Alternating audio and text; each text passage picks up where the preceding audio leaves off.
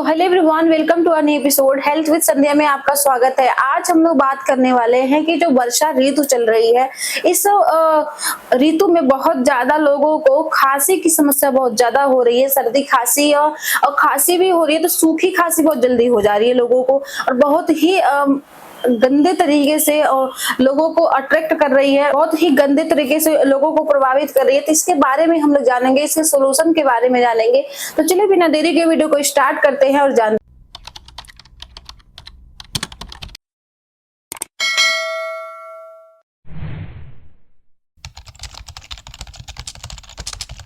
खांसी जो बेसिकली कोई भी वो एक स्पेशल बीमारी नहीं होती है, वो आपके अंदरूनी यानी कि आपके जो शरीर के अंदर कोई ऐसी चीजें होती है उसकी वजह से आपको खांसी की समस्या होती है। बेसिकली खांसी ऐसा नहीं कहा जा सकता कि खांसी वो एक आप खुद का एक बीमारी है, ऐसा नहीं होता है।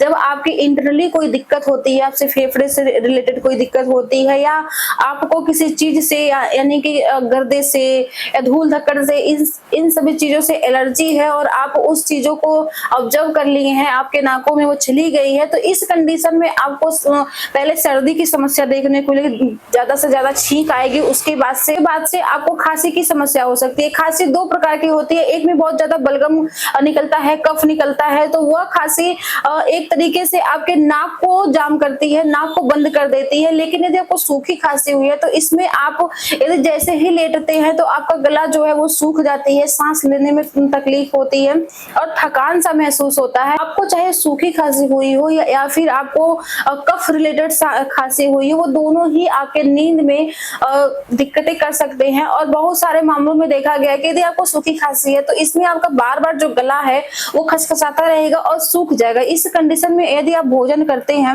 उसके बाद तुरंत आपको उल्टी का आना भी देखने को मिल सकता है।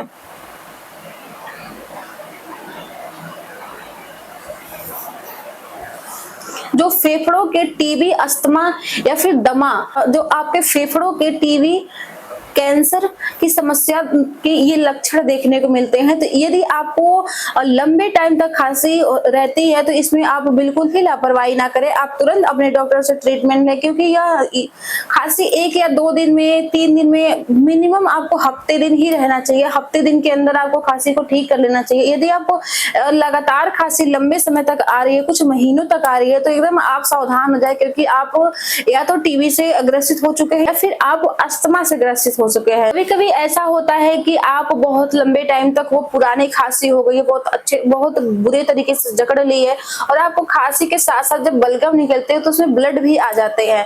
तो आपको खांसी को आप बिल्कुल भी छोटा ना समझे, कोई छोटी बीमारी ना समझे, क्योंकि वो आपके इंटरनली संकेत देता है कि आपके इंटरनली शरीर में कोई ना कोई समस्या हो चुकी है। यदि आपको खांसी मैक्सिमम 3 हफ्तों से ज्यादा रहती है तो आप तुरंत अपने डॉक्टर से सलाह लें, क्योंकि यदि 3 हफ्ते से ज्यादा आपको खांसी रहती है तो इससे आपको जो सबसे बड़ा दिक्कत होता है वो होता है सांस लेने में दिक्कत।